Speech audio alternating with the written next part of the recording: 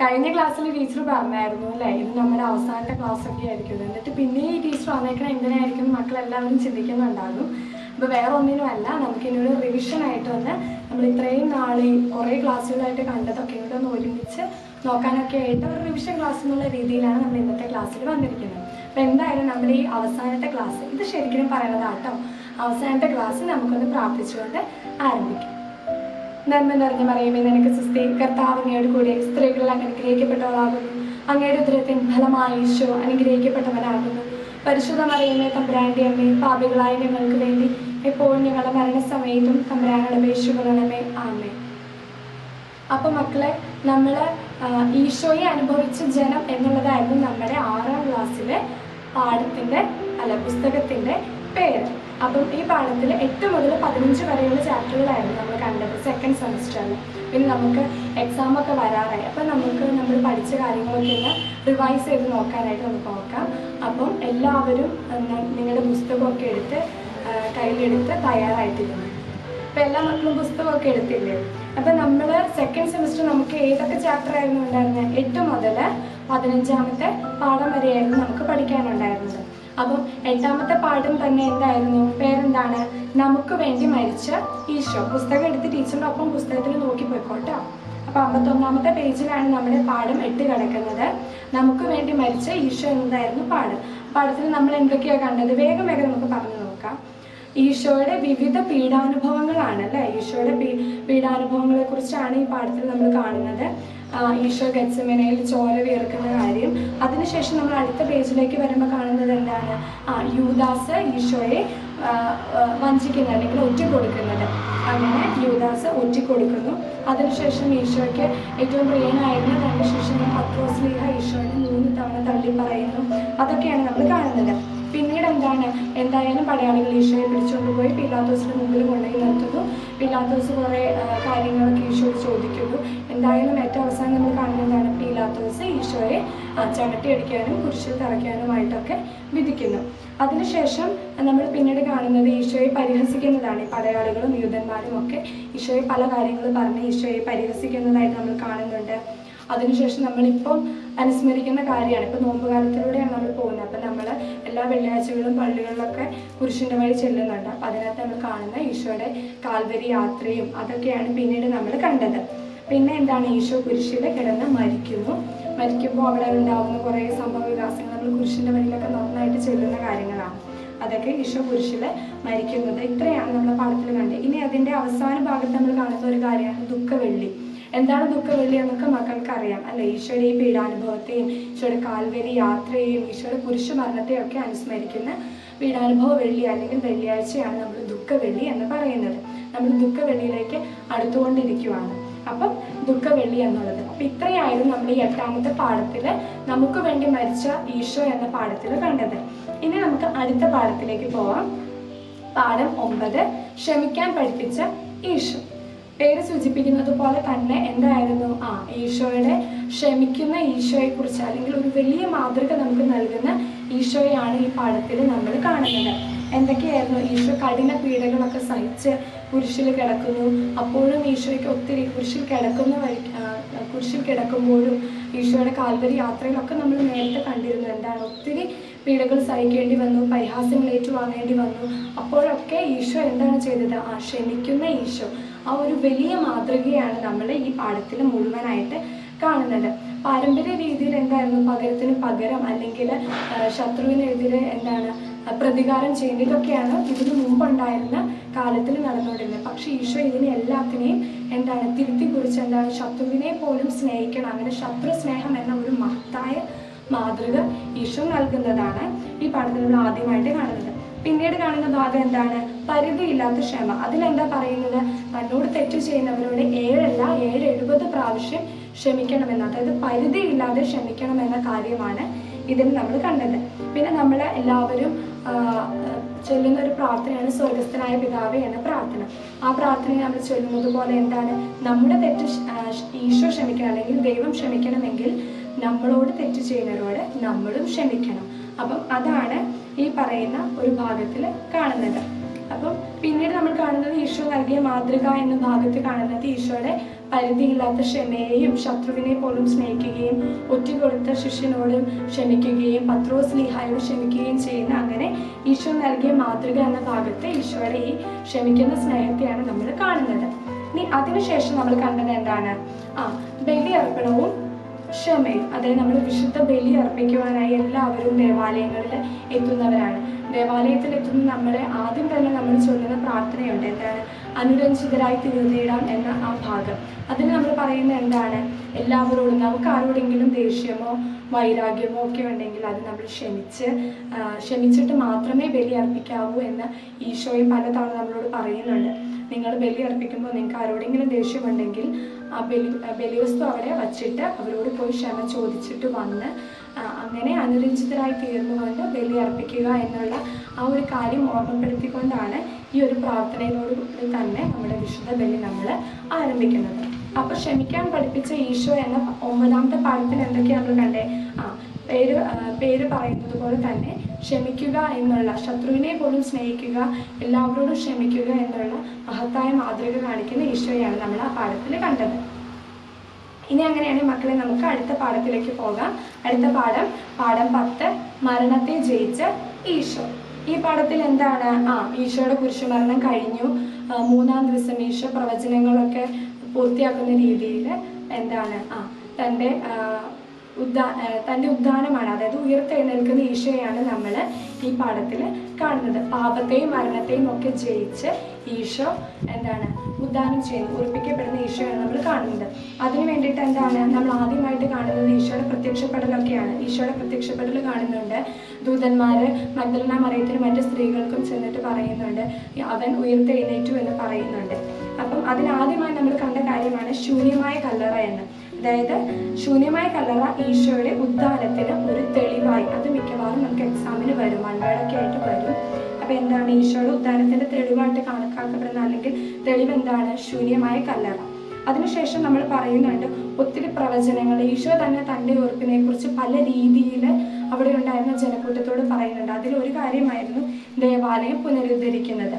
അപ്പോൾ ജെറുസലേം ദേവാലയം നിങ്ങൾ നശിപ്പിക്കുക, ഞാനത് 3 ദിവസത്തിനുള്ളിൽ ശരിയാക്കി തരാം, അല്ലെങ്കിൽ അത് ആക്കാം, പണിതുയർത്തും എന്നൊക്കെ ഈശോ പറയുന്നുണ്ട്. അതൊക്കെ ഈശോയുടെ ഉയർപ്പിനെ കുറിച്ച്, തൻ്റെ മരണത്തിന് ശേഷം താൻ 3-ാം ദിവസം ഉയർത്തെഴുന്നേൽക്കും എന്ന് ഈശോ പറയുന്ന ജനത്തോട് വ്യാഖ്യാനിക്കുന്ന സംഭവമാണ് ഈ ദേവാലയം പുനരുദ്ധരിക്കൽ എന്ന ഭാഗത്ത് നമ്മൾ കണ്ടത്.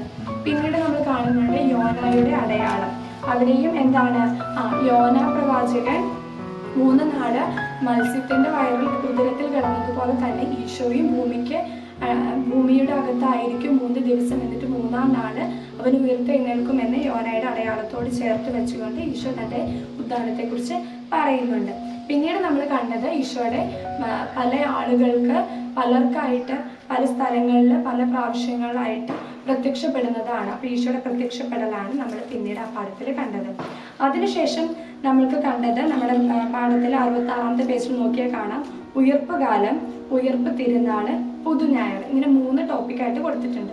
ഉയർപ്പ് കാലം എന്താണ്? ആരാധനാക്രമ മത്സരത്തിലെ 5-ാമത്തെ കാലമാണ്. ആ കാലത്തിൽ നമ്മൾ ഈ ഉയർപ്പ് കാലത്തിൽ കുറേ കാര്യങ്ങൾ അനുസ്മരിക്കുന്നുണ്ട്. അത് ഈശോയുടെ ഉയർപ്പ്, പാപത്തിന്മേലും മരണത്തിന്മേലും അവിടുന്ന് നേടിയ വിജയം, അങ്ങനെ കുറേ കാര്യങ്ങൾ അനുസ്മരിക്കുന്നുണ്ട്. അപ്പം അങ്ങനെയുള്ള ഓരോ കാലങ്ങളെക്കുറിച്ച് പറഞ്ഞിരിക്കുന്ന ഭാഗം ആ കാലത്തിൽ എന്തൊക്കെയാണ് അനുസ്മരിക്കുന്നത് എന്ന് കൊടുത്തിട്ടുണ്ടോ അതെല്ലാ മക്കളും വായിച്ചു നോക്കുക, പഠിക്കുക. അതെന്തായാലും പരീക്ഷയ്ക്ക് വരും. അപ്പം അത് നോക്കുക.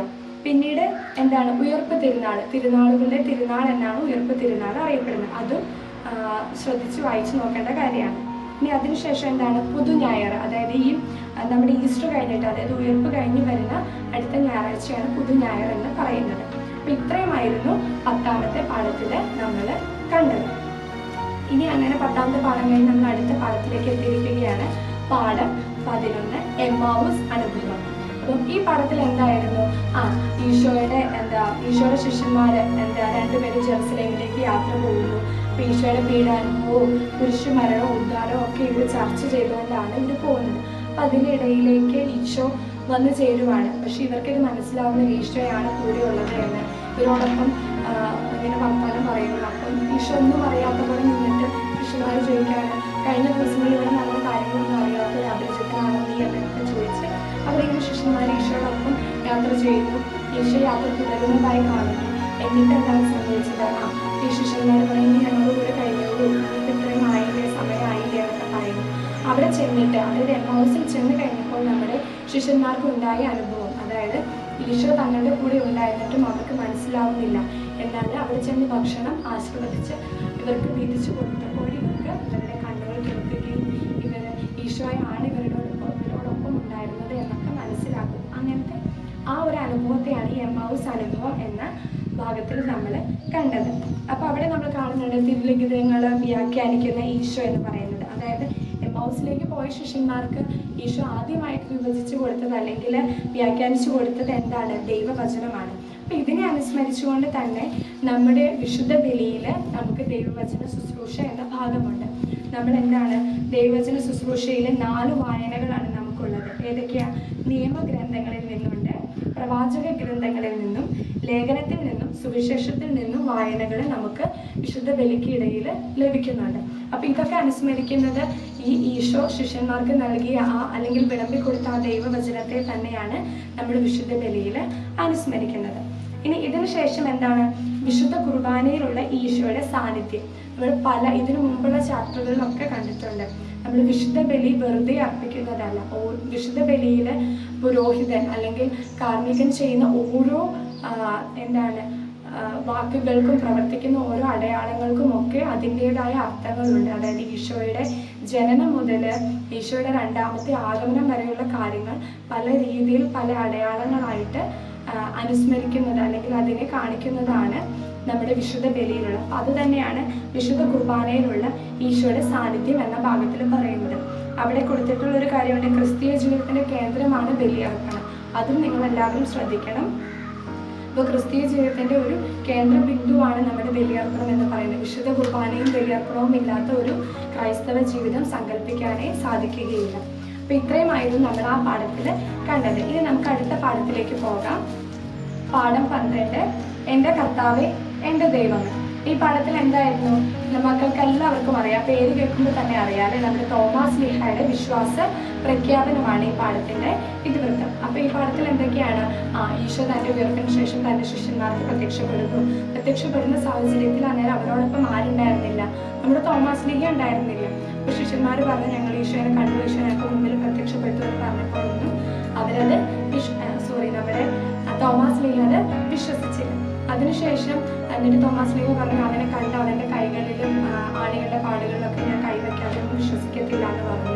അങ്ങനെ പറഞ്ഞ് ഈശോയുടെ നമ്മുടെ തോമാസ് ശ്ലീഹയുടെ വാശിക്ക് ഈശോ നിന്നു കൊടുക്കുന്നു. അല്ലെങ്കിൽ തൻ്റെ ശിഷ്യന്റെ ആ ഒരു വിശ്വാസത്തിലേക്ക് കടന്നു ചെല്ലാനായിട്ട് ഈശോ ആഗ്രഹിക്കുന്നു. അങ്ങനെ ഈശോ നമ്മുടെ തോമാസ് ശ്ലീഹയ്ക്ക് പ്രത്യക്ഷപ്പെടുന്നു. അന്നേരം നമ്മുടെ തോമാസ് ശ്ലീഹയ്ക്ക് ഉണ്ടാകുന്ന ആ ഒരു വിശ്വാസ പ്രഖ്യാപനത്തെയാണ് നമ്മൾ ഈ പാഠത്തിൽ കണ്ടത്. എൻ്റെ കർത്താവേ എൻ്റെ ദൈവമേ എന്ന 4 വാക്കുകൾ കൊണ്ട് തൻ്റെ വിശ്വാസം ഈശോയ്ക്ക് മുമ്പിൽ നമ്മുടെ തോമാസ് ശ്ലീഹ പ്രഖ്യാപിക്കുന്നു. അതാണ് നമ്മൾ ആ പാഠത്തിൽ കണ്ടത്. അപ്പൊ പിന്നീട് നമ്മൾ കാണുന്ന ഭാഗം എന്താണ്? മിശിഹ അനുഭവം എന്നുള്ളത്. അതായത് തൻ്റെ കൂടെ ഉണ്ടായിരുന്ന ഈശോയെ, അനുഭവിച്ചറിഞ്ഞ ഈശോയെ മറ്റുള്ളവർക്ക് നൽകുന്നു, ഗുരുസ്നേഹം മറ്റുള്ളവർക്ക് അനുഭവവേദ്യമാക്കുന്നു എന്നുള്ളതാണ് ഈ പാഠത്തിൽ നമ്മൾ കണ്ടത്. അപ്പൊ നമ്മൾ ഓരോ ക്രൈസ്തവരും നമ്മൾ അനുഭവിച്ചറിഞ്ഞ ഈശോയെ, മിശിഹ അനുഭവത്തെ മറ്റുള്ളവർക്ക് അനുഭവവേദ്യമാക്കി കൊടുക്കേണ്ടവരാണ് എന്നുള്ള ഒരു കർത്തവ്യം കൂടി നമുക്ക് ഈ പാഠത്തിൽ നിന്ന് ലഭിക്കുന്നുണ്ട്. പിന്നീട് നമ്മൾ കാണുന്ന ഒരു ചെറിയ ഭാഗമുണ്ട്, സമാധാന ആശംസ എന്ന ഭാഗം. അതിൽ പറയുന്ന ഇത്രേ ഉള്ളൂ, സമാധാനം നിങ്ങളോട് കൂടെ എന്ന് നമ്മൾ വിശുദ്ധ ബലിയിൽ പലതവണ കാർമ്മികൻ പറയുന്നുണ്ട്. അതും അർത്ഥമാക്കുന്നത് ഈശോയുടെ നിങ്ങൾക്ക് സമാധാനം എന്ന ആ ഒരു സമാധാനം ആശംസയാണ് അനുസ്മരിക്കുന്നത്. അപ്പൊ ഇത്രയുമാണ് ഈ പാഠത്തിൽ നമ്മൾ കണ്ടത്. ഇനി നമുക്ക് അടുത്ത പാഠം 13, സ്വർഗാരോഹണവും പ്രേക്ഷിത ദൗത്യവും. ഈ പാഠത്തിൽ എന്തായിരുന്നു? ഈശോയുടെ ഉദ്ധാനത്തിന് ശേഷം 40-ാം ദിവസം ഈശോ സ്വർഗാരോഹണം ചെയ്ത് പോകുന്നതാണ്. അതിനുശേഷം സ്വർഗാരോഹണം ചെയ്യുമ്പോൾ ഈശോ അവരോട് പറയുന്നത്, ഞാൻ നിങ്ങൾക്ക് പരിശുദ്ധാത്മാവിനെ വാഗ്ദാനം ചെയ്യുന്നുണ്ട് ശിഷ്യന്മാർക്ക്. അതിനുശേഷം ഇവർക്ക് എല്ലാവർക്കും പ്രേക്ഷിത ദൗത്യം, ശിഷ്യന്മാർക്ക് പ്രേക്ഷിത ദൗത്യം നൽകുന്നത്, ആ ദൗത്യം ഏൽപ്പിക്കുന്നതൊക്കെയാണ് ഈ പാഠത്തിൽ നമ്മൾ കണ്ടത്. അതിനുശേഷം സ്ലീഹാകാലം എന്നൊരു കാലത്തെ കുറിച്ച് നമ്മൾ പഠിക്കുന്നുണ്ട്. 6ാമത്തെ കാലമാണ് സ്ലീഹാകാലം. പരിശുദ്ധാത്മാവിന്റെ പ്രവർത്തനങ്ങളും സ്ലീഹന്മാരും സഭയുമായിട്ടുള്ള ബന്ധമൊക്കെയാണ് ഈ ഭാഗത്തിൽ സ്ലീഹാകാലത്തിൽ നമ്മൾ അനുസ്മരിക്കുന്നത്. അതിനുശേഷം പന്തക്കുസ്ത തിരുനാൾ, അതായത് സ്വർഗ്ഗാരോഹണത്തിന് ശേഷം 10-ാം ദിവസം പരിശുദ്ധാത്മാവ് അപ്പസ്തോലന്മാരുടെ മേൽ തീനാവുകളുടെ രൂപത്തിൽ എഴുന്നള്ളി വന്ന സംഭവമാണ് ഈ തിരുനാളിന് അടിസ്ഥാനം. അതായത് സഹായകനെ ഞാൻ നിങ്ങൾക്ക് തരും എന്ന് വാഗ്ദാനം ചെയ്തിട്ടാണ് ഈശോ സ്വർഗ്ഗാരോഹണം ചെയ്തു പോയത്. അപ്പം ആ വാഗ്ദാനം അനുസരിച്ച് തന്നെ ഈശോ എന്താണ് ഇവർക്ക് സഹായകനായി പരിശുദ്ധാത്മാവിനെ നൽകുന്നതാണ് ഈ പന്തക്കുസ്ത തിരുനാളിൽ അനുസ്മരിക്കുന്ന കാര്യം. ഇനി ഈ പറയുന്ന പ്രേക്ഷിത ദൗത്യം സ്വീകരിച്ചുകൊണ്ട് നമ്മുടെ ശിഷ്യന്മാർ ലോകാതിർത്തികൾ വരെ പോകുന്നതായി നമ്മൾ കാണുന്നുണ്ട്. ഇതിനുശേഷം അപ്പസ്തോല പ്രവർത്തനങ്ങൾ നമ്മുടെ വിശുദ്ധ ഗ്രന്ഥത്തിലെ പുതിയ നിയമത്തിലെ സുവിശേഷങ്ങൾക്ക് ശേഷം കാണുന്നതാണ് അപ്പസ്തോല പ്രവർത്തനങ്ങൾ. അത് നമ്മുടെ ഈ സ്ലീഹന്മാരുടെ പന്തക്കുസ്ത സ്വീകരണവും അതിനോടനുബന്ധിച്ച് അവർ നടത്തുന്ന പ്രേക്ഷിത ദൗത്യമൊക്കെയാണ് നമ്മുടെ ഈ അപ്പസ്തോല പ്രവർത്തനങ്ങൾ എന്ന പുസ്തകത്തിൻ്റെ ആധാരം എന്ന് പറയുന്നത്. അതിനുശേഷം ലേഖനങ്ങളുണ്ട്, ലേഖനങ്ങളെക്കുറിച്ചും പറയുന്നുണ്ട്. പിന്നെ നമ്മുടെ ഓരോ ക്രൈസ്തവനും പ്രേക്ഷിതനാണ് എന്ന് നമ്മൾ ഉദ്ബോധിപ്പിച്ചുകൊണ്ടാണ് ഈ പാഠം അവസാനിക്കുന്നത്. അങ്ങനെ നമ്മൾ 13ാമത്തെ പാഠം കഴിഞ്ഞു. ഇനി നമുക്ക് അടുത്ത പാഠം നോക്കാം. പാഠം 14, പന്തക്കുസ്തായും വിശ്വാസ പ്രഘോഷണവും. ഈ പാഠത്തിൽ നമ്മൾ കാണുന്നത് ശിഷ്യന്മാർക്ക് പരിശുദ്ധാത്മാവിനെ ലഭിക്കുന്നതാണ്. അതായത് പന്തക്കുസ്ത അനുഭവത്തെയാണ് ഈ പാഠത്തിൽ കാണുന്നത്. പന്തക്കുസ്ത അനുഭവർക്ക് പരിശുദ്ധാത്മാവിനെ ലഭിച്ചു കഴിഞ്ഞിട്ട് പത്രോസ്ലീഹായുടെ ഒരു വലിയ പ്രസംഗമുണ്ട് അല്ലേ. പ്രസംഗം കേട്ടിട്ട് ഒത്തിരി പേര് അന്ന് തന്നെ അനുഭവിക്കുന്നു. ഇവരെക്കുറിച്ച് ഓർത്ത് ഇവർക്ക് എന്താണ് സംഭവിച്ചതെന്നൊക്കെ ഓർത്ത് ഒത്തിരി പേര് ആശങ്കയാവുന്നു. അങ്ങനത്തെ കുറേ കാര്യങ്ങളൊക്കെ ഉണ്ട്. എന്തായാലും അവരുടെ പ്രേക്ഷിത ദൗത്യത്തിൻ്റെ ഒരു ആരംഭം തന്നെയായിരുന്നു ഈ പന്തക്കുസ്ത തിരുനാളിന് ശേഷം പത്രോസ്ലീഹ നടത്തിയ പ്രസംഗം എന്നുള്ളത്. അതിനുശേഷമാണ് നമുക്കറിയാം തോമാസ്ലീഹ ഭാരതത്തിലേക്ക് വരുന്നു. ഈ പറയുന്ന പ്രേക്ഷിത ദൗത്യത്തിൻ്റെ ഭാഗമായി തന്നെയാണ് തോമാസ്ലീഹ നമ്മുടെ ഭാരതത്തിൽ വരുന്നു, കേരളത്തിൽ വരുന്നു. പിന്നീട് 7 പള്ളികളെ 7 ക്രൈസ്തവ സമൂഹത്തിന് അടിത്തറയിടുന്നു കേരളത്തിൽ വന്നിട്ട്. തോമാസ്ലീഹ കൊടുങ്ങല്ലൂർ വന്ന് ഇറങ്ങിയെന്നും നവംബർ 21-ാം തീയതി തോമാസ്ലീഹയുടെ ഭാരത പ്രവേശനത്തെ നമ്മൾ അനുസ്മരിക്കുന്നു എന്നൊക്കെ നമ്മൾ ഈ പാഠത്തിൽ കണ്ടിരുന്നു. അതിനുശേഷം ചെറിയൊരു ഭാഗമായിട്ട് കൈത്താക്കാലത്തെക്കുറിച്ച് പറയുന്നുണ്ട്. അതായത് കൈത്താക്കാലത്തിലും ഈ പറയുന്ന പോലെ ഒത്തിരി കാര്യങ്ങൾ, വിശുദ്ധിയുടെ ഫലങ്ങൾ ധാരാളമായി പുറപ്പെടുവിക്കുന്ന അങ്ങനത്തെ കുറേ കാര്യങ്ങൾ നമ്മൾ ഈ കൈത്താക്കാലത്തിൽ അനുസ്മരിക്കുന്നുണ്ട്. അപ്പം ഇത്രയൊക്കെയായിരുന്നു ആ പാഠത്തിൽ നമ്മൾ പഠിച്ചത്. അപ്പം തോമാസ്ലീഹ സ്ഥാപിച്ച 7 പള്ളികളുടെ പേരുകൾ പഠിക്കാൻ ഓർക്കുക. കൈത്താക്കാലത്തിൽ അനുസ്മരിക്കുന്ന കാര്യങ്ങൾ എന്തൊക്കെയാണെന്ന് ഒക്കെ പഠിക്കുക. ഇനി അവസാനത്തെ പാഠത്തിലേക്ക് നമ്മൾ എത്തി. പാഠം 15, മഹത്വീകൃതനായ ഈശോ. അപ്പം എല്ലാത്തിനും ശേഷം പന്തക്കുസ്ത ഈശോയുടെ ശിഷ്യന്മാർക്ക് ഈശോ നൽകിയ ദൗത്യങ്ങളുമായിട്ട് അവരെ പ്രേക്ഷിത പ്രവർത്തനമൊക്കെ ആയിട്ട് എല്ലായിടത്തും പോകുന്നു. അങ്ങനെ സഭയ്ക്ക് ഒത്തിരി മാറ്റങ്ങൾ ഉണ്ടാവുകയാണ്. അപ്പം ഈ ഫലം എല്ലാം സ്വീകരിച്ച സഭ ഇങ്ങനെ വളർന്നു നിൽക്കുന്നു. ഇനി ഈശോയുടെ കഥ അല്ലെങ്കിൽ ഈശോ എന്താണ് നമുക്കായി കാത്തുവെച്ചിരിക്കുന്നത് എന്നുള്ള ഒരു കാര്യമാണ് മഹത്വീകൃതനായ ഈശോ എന്ന പാഠത്തിൽ നമ്മൾ കാണുന്നത്. അതായത് തൻ്റെ സ്വർഗ്ഗാരോഹണവും എല്ലാം കഴിഞ്ഞ് ഈശോ മഹത്വത്തിൻ്റെ രാജാവായി മഹത്വീകൃതനായി തൻ്റെ പിതാവിൻ്റെ വലത്തുഭാഗത്തിരിക്കുന്നു. അതിനെയാണ്, ആ ഒരു ചിത്രമാണ് നമ്മൾ ഈ പാഠത്തിൽ കാണുന്നത്. അപ്പം ഇതിനകത്ത് നമ്മൾ കാണുന്നത് എന്തൊക്കെയാണ്? ഈശോയുടെ 2ാമത്തെ ആഗമനം. ഈശോ ഇനി ഒന്നുകൂടി ഈ ഭൂമിയിലേക്ക് വരും. അന്ന് നന്മ ചെയ്തവരെ നല്ല വിധിക്കായിട്ടും തിന്മ ചെയ്തവരെ ശിക്ഷാവിധിക്കുമായിട്ട് വിധിക്കുമെന്നുള്ളതൊക്കെയാണ് ഈ 2ാമത്തെ ആഗമനം എന്ന ഭാഗത്തിൽ നമ്മൾ കാണുന്നത്. ഇനി അന്ത്യവിധി. ഇപ്പോൾ ടീച്ചർ പറഞ്ഞ കാര്യമാണ്, ഓരോരുത്തർക്കും തങ്ങളുടെ പ്രവർത്തികൾക്ക് അനുസരിച്ച് പ്രതിഫലം നൽകാൻ അന്ന് ഈ അന്ത്യവിധിയിൽ ഈശോ തീരുമാനിക്കും. പിന്നീട് നമ്മൾ കാണുന്നത് ഏലിയ സ്ലീവ മൂശ കാലങ്ങൾ എന്ന ഒരു കാലസമുച്ചയമാണ്. അതായത് ഏലിയായും മോശയെയും വിശുദ്ധ പുരുഷനെയും ഒക്കെ അനുസ്മരിക്കുന്ന ഒരു കാലം. പിന്നെ പുരുഷന്റെ പുകഴ്ചയുടെ തിരുനാള് സെപ്റ്റംബർ 14-ാം തീയതി നമ്മൾ അനുസ്മരിക്കുന്നു. ഈ ഏലിയ സ്ലീവ മൂശ കാലത്തിലെ ഒരു പ്രധാന തിരുനാളാണ് പുരുഷന്റെ പുകഴ്ചയുടെ തിരുനാള്.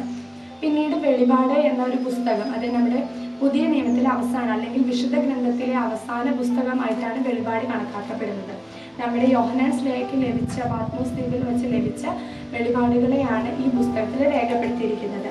ഇനി അതിനുശേഷം പള്ളിക്കൂദാശ കാലം എന്ന ആരാധന ക്രമവത്സരത്തിലെ അവസാനത്തെ കാലമാണ് പള്ളിക്കൂദാശ കാലം. ഇത്രയുമാണ് ഈ പാഠത്തിൽ 15ാമത്തെ പാഠത്തിൽ നമ്മൾ കണ്ടത്. അപ്പോൾ മക്കളെ, നമ്മൾ 8 മുതൽ 15 വരെയുള്ള പാഠങ്ങളെക്കുറിച്ച് പെട്ടെന്നൊന്ന് പറഞ്ഞു. നിങ്ങൾ എല്ലാവരും നല്ല രീതിയിൽ പുസ്തകം വായിച്ചു നോക്കുക. ഏറ്റവും പ്രത്യേകമായിട്ട് നമ്മൾ ആരാധനാ ക്രമവത്സരത്തിനെ ബേസ് ചെയ്തിട്ടായിരുന്നു നമ്മൾ ഈ പാഠപുസ്തകങ്ങൾ മുഴുവൻ എഴുതിയിട്ടുള്ളത്. കാരണം ഓരോ പടത്തിൻ്റെയും അവസാനങ്ങൾ നമ്മൾ ഓരോ കാലത്തെക്കുറിച്ച് കാണുന്നുണ്ട്. ആരാധന ക്രമവത്സരത്തിലെ വിവിധ കാലങ്ങളെക്കുറിച്ച് കാണുന്നുണ്ട്. അപ്പോൾ ഓരോ കാലത്തിലും എന്ത് കാര്യങ്ങളാണ് അനുസ്മരിക്കുന്നത് എന്നുള്ളത് എല്ലാ കുട്ടികളും നല്ല രീതിയിൽ വായിച്ച് മനസ്സിലാക്കുക. നിങ്ങൾക്ക് പരീക്ഷയ്ക്കായാലും ഉപകരിക്കപ്പെടും. നിങ്ങളൊരു നല്ല ക്രൈസ്തവരാവണമെങ്കിലും നമ്മൾ ഓരോ കാലത്തിലും എന്താണ് അനുസ്മരിക്കുന്നത് എന്ന് നമ്മൾ മനസ്സിലാക്കണം. അപ്പം ഈ പുസ്തകത്തിൻ്റെ പേര് പറയുന്നത് പോലെ തന്നെ ഈശോയെ അനുഭവിച്ചറിഞ്ഞ ഒരു ജനമായി നിങ്ങൾ ഓരോരുത്തരും മാറണം. അപ്പം നമ്മുടെ പാഠപുസ്തകം നമ്മൾ കംപ്ലീറ്റ് ആയിട്ട് നോക്കി. ഇനി നിങ്ങൾക്കറിയാം, നിങ്ങൾക്ക് എക്സാമിന് ഇപ്പം ഏപ്രിൽ 10-നാണ് നമുക്ക് എക്സാം പറഞ്ഞിരിക്കുന്നത്. ഇനി അതിൽ മാറ്റം ഉണ്ടാകുമോ എന്നൊന്ന് അറിഞ്ഞുകൂടെ. എന്തായാലും ഓൺലൈൻ എക്സാം അല്ല എന്നുള്ള വാർത്തയും നമ്മൾ കേട്ടിട്ടുണ്ടാകും. ഇനി എന്തെങ്കിലും മാറ്റം വരുവാണെങ്കിൽ നിങ്ങളുടെ മതാധ്യാപകരും അച്ഛന്മാരൊക്കെ അറിയിക്കും. അപ്പം എന്തായാലും 8 മുതൽ 15 വരെയുള്ള പാഠഭാഗം പഠിക്കണം. അതിനോടുകൂടി തന്നെ വിശുദ്ധ മത്തായി ശ്ലീഹയുടെ 12 മുതൽ 20 വരെയുള്ള അധ്യായവും എല്ലാ മക്കളും വായിക്കണം. പിന്നെ നമുക്കിനി ഒരു കാര്യം കൂടിയുണ്ട്, ഒരു വിശുദ്ധനെ കുറിച്ച് കൂടി പഠിക്കാനുണ്ട്. അതും എല്ലാ മക്കളും പഠിക്കുക. വിശുദ്ധ ജോസഫ് വാസ് എന്ന വിശുദ്ധനെ കുറിച്ചാണ് നമുക്ക് ഈ 6ാം ക്ലാസ്സിൽ പഠിക്കാനുള്ളത്. അപ്പോൾ ഈ 3 കാര്യങ്ങൾ, 3 ഭാഗങ്ങൾ എല്ലാ മക്കളും നല്ല രീതിയിൽ പഠിക്കുക. നിങ്ങൾക്ക് എല്ലാവർക്കും ഉപപാഠ പുസ്തകം ഉണ്ടാകും. അതിൽ ഈ പറയുന്ന വിശുദ്ധനെ കുറിച്ചുമുണ്ട്. അത് നല്ല രീതിയിൽ വായിക്കുക. വിശുദ്ധൻ്റെ ജീവിത രീതികളും ജീവിതത്തിലുണ്ടായ സംഭവങ്ങളൊക്കെ എല്ലാ മക്കളും മനസ്സിലാക്കി നിങ്ങളുടെ ജീവിതത്തിലേക്കും അതിനെ മാറ്റാനായിട്ട് ഈ വിശുദ്ധൻ്റെ ജീവിതത്തിലുണ്ടായ നല്ല നല്ല കാര്യങ്ങൾ എൻ്റെ ജീവിതത്തിലും പകർത്തണമെന്നുള്ള ആഗ്രഹത്തോടു കൂടി വായിക്കുക, പഠിക്കുക, എല്ലാം ചെയ്യുക. അപ്പം വിശുദ്ധ ഗ്രന്ഥവും വായിച്ച് ഇത്രയും ഭാഗം പഠിച്ച് മനസ്സിലാക്കി എല്ലാ മക്കളും നല്ല രീതിയിൽ പരീക്ഷ എഴുതുക. നല്ല ഒരു നോമ്പുകാലം എല്ലാവർക്കും ആശംസിക്കുന്നു. അങ്ങനെ എല്ലാ മക്കൾക്കും നല്ലൊരു കാലഘട്ടം ആശംസിച്ചുകൊണ്ട് നിർത്തുന്നു.